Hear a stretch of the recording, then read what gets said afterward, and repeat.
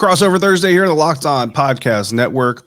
We're talking Commanders. We're talking Jaguars happening in FedEx Field in the DMV for week 1. Let's get it started. You are Locked On Commanders, your daily podcast on the Washington Commanders. Part of the Locked On Podcast Network, your team every day.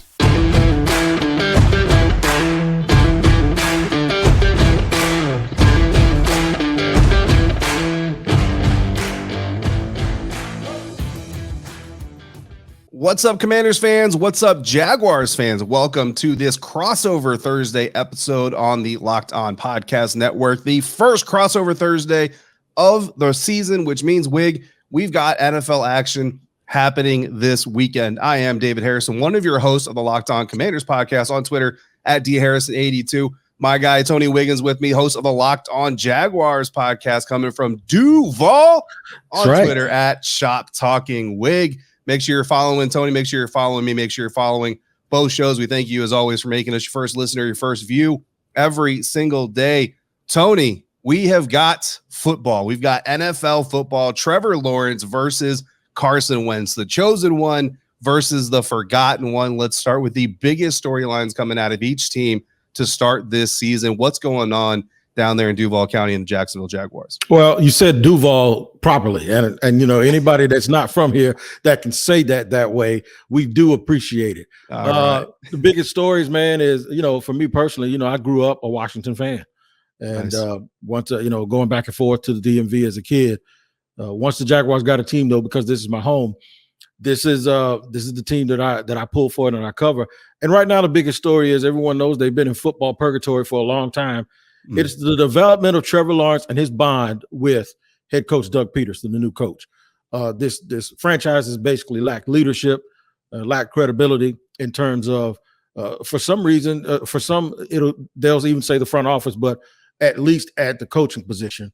Yep. And you don't get a chance often to have a franchise quarterback or someone with that type of talent. He got off to a rocky start last year with Urban Meyer. They did not handle him right.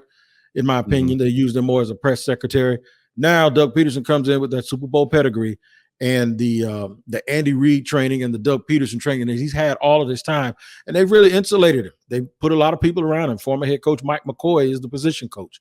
Doug Peterson and Press Taylor, the offensive coordinator, they push him and they ride him, which is what you have to do. We had a talk, and I'm going to remind people, you and I talked about working dogs in the military, right? Yeah.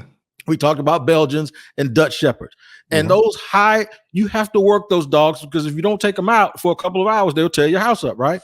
Absolutely. I believe big time athletes are the same way. I think they want to be pushed, they want to be challenged, they want to do the hard work, and that's what separates great players from not so great players. So I do believe the way that they're handling him is getting the Jaguars off to a really, really good start. And that relationship and that bond moving forward is going to be what either catapults this team to a championship level, or if it doesn't work out, it won't. Yeah, absolutely. I mean, look, there's a performance-based business, right? And the top performers in the world, whether you're talking football, basketball, baseball, Olympics, I mean, doctors, lawyers, like any performance-based profession, you need to be challenged, you need to be motivated, you need to be driven, and you need mentors and you need leaders that are going to motivate you and help you tap into what makes you the best possible performer you can possibly be. So for Trevor Lawrence getting a head coach and Doug Peterson that, like, quite honestly, look, I know it didn't, it all kind of fell apart, quote unquote, in Philadelphia. It didn't ultimately end up working out for the long haul, but let's not forget, this is a head coach who was part and parcel one of the reasons that a young Carson Wentz turned into a North Dakota State prospect, became an MVP caliber quarterback, obviously a Super Bowl winner, even though he wasn't on the field when the team won the Super Bowl. Other reasons why that whole thing derailed, but this is a head coach that does have a positive track record in mentoring and molding a young quarterback, which is a far departure from Urban Meyer. And, being an Ohio State guy, we talked when that happened. We all pretty much knew that was not going to go well. I don't know if we all saw it going as poorly as it did, but we all pretty much knew that wasn't going to go well. For Washington coming into this game, the biggest storyline, it's right around the quarterback position. I mean, Carson Wentz, it's quarterback-driven league, but not even so much just because of Carson Wentz. I mean, right up front, just because of who Carson Wentz is, you could say he's the biggest storyline coming into this game. But also, you look at the way his time with Indianapolis ended, a loss to the Jacksonville Jaguars, an interception in that game, and a lost fumble in that game. costing the Indianapolis Colts a playoff spot. I argue not all by himself, but that's a totally different episode for another day, potentially, when I get Jim Irsay on this show. But the way that he ended his time with the Indianapolis Colts, the history he has with Coach Peterson, and the fact that this is a new chapter. Well, when you have a new chapter in any part of your life, you have to exercise the old demons, right? You can't go from being, say, an addict of something and to just completely just say, you know what, we'll just ignore all that stuff ever happened and move forward. No, you have to reckon with it. You have to deal with it, and you have to move on from it in a very deliberate way. This is Carson Wentz's opportunity. He's got 2 more revenge games coming. Philly and Indianapolis are both on the schedule. He's got road games against both of them, but this is the first one. Go back in against Jacksonville. They're coming to your new home. Your former head coach is coming into your new home. Show Doug Peterson what he's missing. Show the Jacksonville Jaguars this isn't the same Carson Wentz that you're going to push around, and Trevor Lawrence is going to come here and make me look like the young guy, and he looks like the veteran. And it's going to start with ball security, and beyond Carson Wentz, even Antonio Gibson, because of the injury to Brian Robinson Jr., who was supposed to be your RB1 in Washington. Antonio Gibson now is thrust into that RB1 position. We talked to him during open locker rooms on Wednesday, and he was asked very, very bluntly, where's your confidence level at? And he admitted that last year during his fumble situation, leading the league among running backs in NFL in fumbles in the NFL, that he didn't respond to it correctly. He let it get to him. He let it get into his head. He let himself respond negatively to the fumbles, and it led to more mistakes, as it will. He feels he's in a much better space now. He's in a much better position now. We'll see. He had a fumble in the preseason that kind of contributed to him losing that RB1 job in the first place. So we'll see if he can come back to that. But Wig, how opportunistic is this Jaguars defense looking to be if Carson puts the ball in harm's way and if AG puts the ball on the ground? That's a really, really good question, because I think they actually are playing this year. They'll be at their strength when they get teams in long down and distance situations. I do believe that what I've seen in the preseason from Travon Walker, he has been all as good as advertised, bro. And I know a lot of folks around the nation are saying, I've had this conversation with people, that he's the least talked about young number 1 overall pick that they can remember. Well, that's fine by him. He doesn't care, because all he wants to do is play ball. And he works hard. He continues to try to improve to get better. Him and Josh Allen have been inseparable. They've been joined at the hip like 2 twins. And he has not disappointed in practice. So the thing is that they want to get to that package where they can pin their ears back and go after the quarterback. They're big and they're physical and they're long and they're lean. They also added Arden Key in free agency, and Arden Key has played really well in the preseason as well. That's to me, and we're going to get into key matchups. I've already given it to you. It's the Washington offensive line versus the Jaguars defensive line, and if they can rattle Carson Wentz. Absolutely. And speaking of, we are going to get to our key matchups here in just a moment. Jaguars visiting the Washington Commanders to get this 2022 NFL season started. And we're going to talk about that thanks to our friends over at Turo, the world's largest car sharing marketplace. With Turo, you or anybody can book any car you want, wherever you want it, from a community of local hosts across the U.S., Canada, and our friends overseas in the UK. Ditch boring rental cars and find your drive at Turo.com. Turo is the world's largest car sharing marketplace. Like we said, browse a huge selection of vehicles for just about any occasion or any budget. You can book an SUV or a minivan for that family road trip, or a pickup truck for some errand running, or even test drive an EV if you're not sure if you want to dip your toe into that world. Ditch the boring rental cars and find your drive at Turo.com. Get a classic or a luxury car for a special event, birthday, or even a holiday. Many Turo hosts even deliver the cars right to you. Every trip is also backed by liability insurance. Terms and conditions and exclusions do apply. Again, ditch those boring rental cars and find your drive at Turo.com. All right, man. So we're back here. We haven't gone anywhere, actually. I was just sitting here gazing at the screen, looking at my prize picks, man. Did you make your prize picks? Did you do it? I did make my prize picks. I used all $100 of bonus cash that Prize Picks gave us. I've got it all on the line this weekend. We'll see if my guys come through for me. Yeah, man. So I used up a pretty penny. I used, I think, $60. So we're going to see if we can make some money, man. And everybody else needs to be doing the same thing, because they're our sponsor for today. This episode is brought to you by Prize Picks. And it is a fabulous way to start the season off. Hopefully we can all win some money. Absolutely. Key matchups for me. We talked about it and we sort of alluded to it a little bit in the last segment. I think it's going to be the goal here is to rattle Carson Wentz. Mm-hmm. And in order to do that, you have to get one of the things that I've talked about with the Jaguars is they got to win first down. And mainly I'm talking about defensively.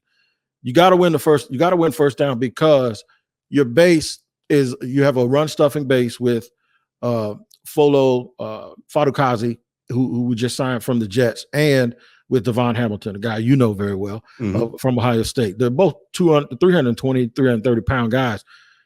They're not gonna be in that. Maybe 35 to 40% of the time they'll be in base. Other than that, they're gonna go to nickel because they signed Darius Williams to a bunch of money in the offseason to be the nickel cornerback. So they have to get to that defense, and when they get to that defense, that's where you see a 4-man front where they take the bigger guys out and they go with DeJuan Smoot and Arden Key at defensive tackle along with Josh Allen and Travon Walker with their hands on the ground. And that's the most dangerous, disruptive part of their lineup. They want to get to that. So they have to win first down in order to create these long down and distance situations so they can get that package on the field. That's where I think Carson struggles against the Jaguars. I saw him firsthand. The playoff game that they lost that didn't allow them to go to playoffs, it was right here in Jacksonville to the worst team in the league. And I saw him get rattled by pressure. So I think that's going to be a key for Jacksonville to get him into that situation where they can rattle him with their front four and hopefully he doesn't get the ball out quick. He's been known to hold on to the ball, but you have to get there. The only way you get to that point is if you win first down or force Washington to get into some penalties. And then when they get in penalties and create those situations where you can go to a sub package with the nickel, that's where the Jaguars are going to have to make their money. Because if they don't win that scenario and get to this point and play the game on that level right there where they have the sub package in, it might be a long day for them because you don't want Washington creating situations where they continue to get you on the field, your defense is on the field, and keeping the ball away from Trevor Lawrence. So the landscape that they have to play is long down and distance on second down, get the sub package in, and so they can be disruptive and make Carson Wentz very, very uncomfortable. Yeah, I'll tell you what. I think that the loss of Brian Robinson Jr. Again, shot twice in the leg for those, specifically mostly in Jacksonville who don't maybe know, shot twice in the leg during a robbery attempt. Unfortunately, just a ridiculous reason for a young guy, as a rookie running back, to not get his first start of his NFL career. But again, that's a topic of discussion for other shows and other episodes that we're not going to get into specifically here. But I really do feel like the loss of Brian Robinson Jr. turns his Washington offensive game plan against Jacksonville Jaguars defense from a vertical attack to a more horizontal attack. And I know when we say vertical attack, people are thinking deep passes, right? You're still going to see deep passes. I expect that the Washington Commanders to go deep at least twice a quarter, if not more, depending on how the game script goes and what the Jacksonville Jaguars are able to do from a scoreboard standpoint. I'm talking more from a running game. I think with Brian Robinson, you're looking at a Washington Commanders offense that actually is coming out looking to put the Jags in their sub package. You want a smaller defense. You want more DBs on the field.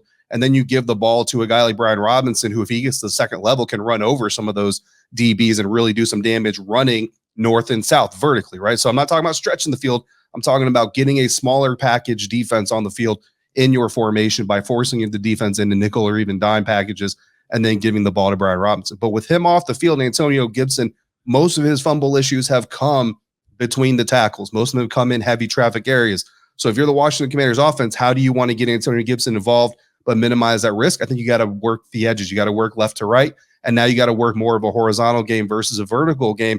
You're still going to want to maybe spread the field out a little bit. But again, now you want to try to get those bigger guys in there. So for me, the key matchup in this game is how the Washington Commanders tight ends impact this game, not just as receivers, but as blockers. Again, seal those edges. Keep guys like Josh Allen. Keep Travon Walker from making an effect in the backfield. Get those tackles for losses on those perimeter runs. Allow Antonio Gibson to get that corner, get upfield, get into open space where he can be such a dangerous weapon.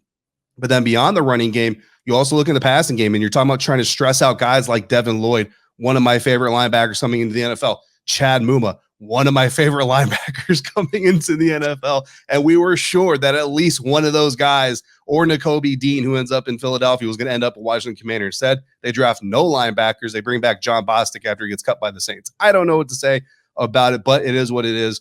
If Logan Thomas can play in week one, listen, Logan Thomas, I'll tell you, he looks really good on the practice field. I'm not quite predicting a week one return, but I wouldn't be completely surprised. But John Bates, Cole Turner, behind him. And training camp standout surprise, Armani Rogers, the undrafted free agent, former quarterback turned tight end, has been getting a lot of mentorship from former quarterback turned tight end Logan Thomas. So there's a lot of mentorship happening in this group. If they can stress out the linebackers in the passing game, as well as be effective as blockers, securing the edge for Antonio Gibson, then this offense is going to get to move left and right in the running game. They're going to be able to do some things that they want to, and Carson can lean on those tight ends like he did so much with Zach Ertz. So for me, the tight ends versus those linebackers, that is going to be where this game is won or lost outside the trenches. The trenches always has the impact, right? But I think beyond that, tight ends versus these Jags linebackers, that's where this game is going to be won or lost. Well, I'll tell you what, one thing that I did notice going through both rosters, and I sort of knew it a little bit. If people think that you can just draft in the SEC and be good, these are two defenses in the front seven that actually have done that. And all of these guys are 3 or 4 years in. A lot of players from the Southeastern Conference and a couple of sprinkled in from Ohio State are in these front seven. So one of these teams is going to go a long way to proving that people are right. That's what you need to do, draft from the best conference. While the other one, and both teams have had off-the-field stuff, a little bit different type of off-the-field stuff. I thought we had a soap opera until I started really reading up and looking up. I heard y'all got people testifying in Congress and everything else, and I'm like, what is going on, man? But that's a whole other issue here. We're gonna pick some scores too, man. Won't surprise you. I'll go ahead and tease this right now. I got the Jags beating y'all, but we'll do that in segment number 3. All right, guys, we're going to wrap up this crossover Thursday edition of the Locked On Podcast Network. Locked On Jags, Locked On Commanders. Trevor Lawrence leading his Jacksonville Jaguars into FedEx Field, perhaps the most beautiful stadium in the NFL. I'm just kidding. FedEx Field, definitely not the most beautiful stadium in the National Football League. That probably actually, I think Duval could actually compete for most beautiful stadium out there. There's some pretty good ones. FedEx, not unfortunately. Unfortunately for guys like me, not one of them. But hey, that's where the venue is. That's where we're going to start this season. And Wig, let's get to our score predictions. You already mentioned you've got the Jaguars winning this game.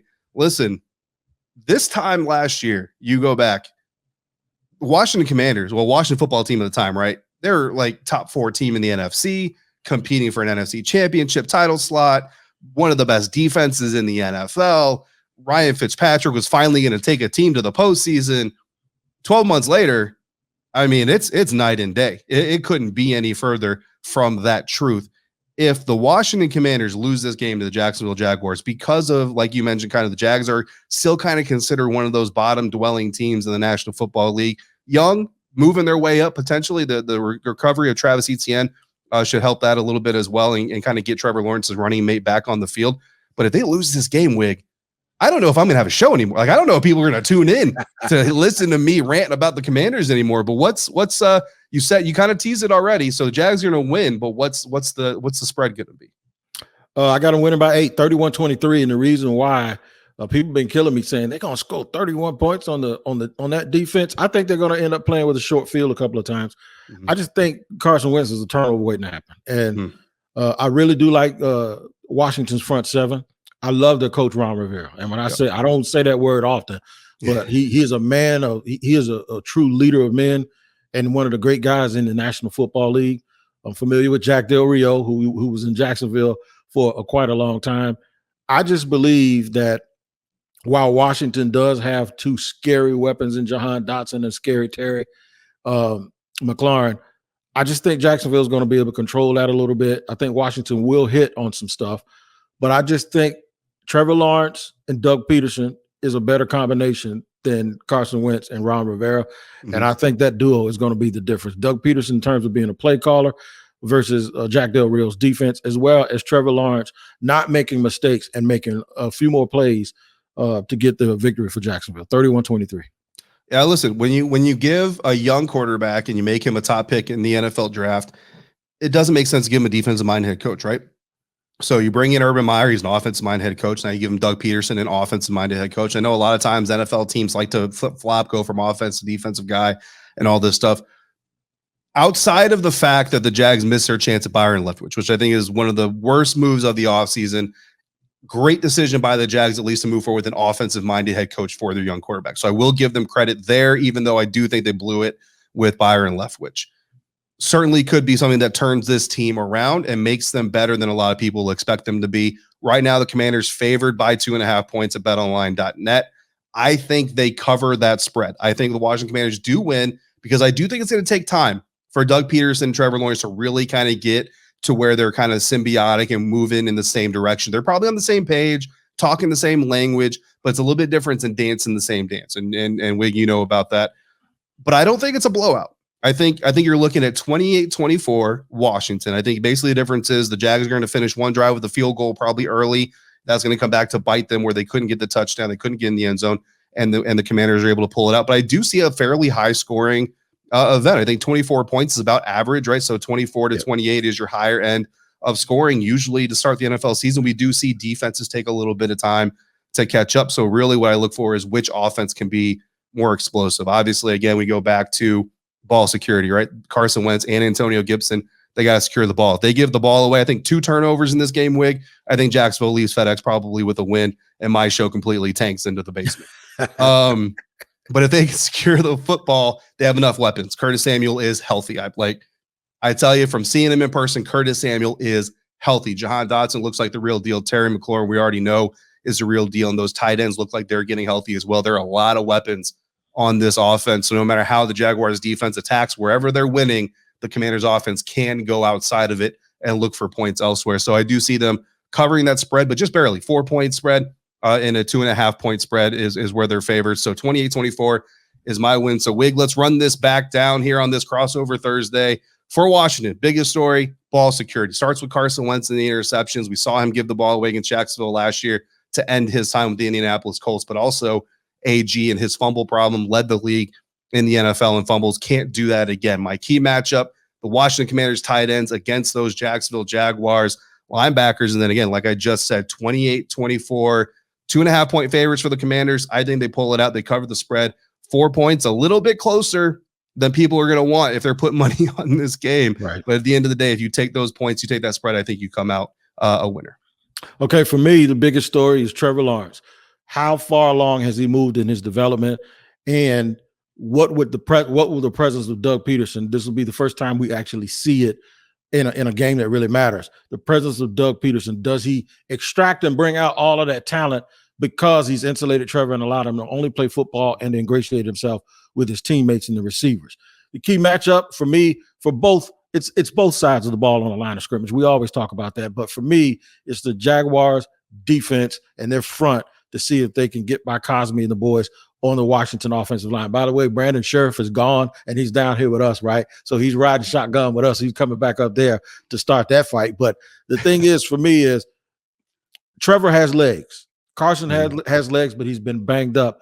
And he's shown, I saw Carson Wentz try to throw the ball with his left hand when he got in trouble. He's shown that when he gets rattled, bad things can happen. So that's the key matchup. If the Jaguars can't pressure him and cause him to make mistakes, I think it might be a long day. But that's it. 31-23 is the score. You pick 28-24 the other way. The thing about that is that means it's a good football game. Yes, sir. So it may come down to kicking. It may come down to one thing. It may come down to the crowd. It may come down to weather.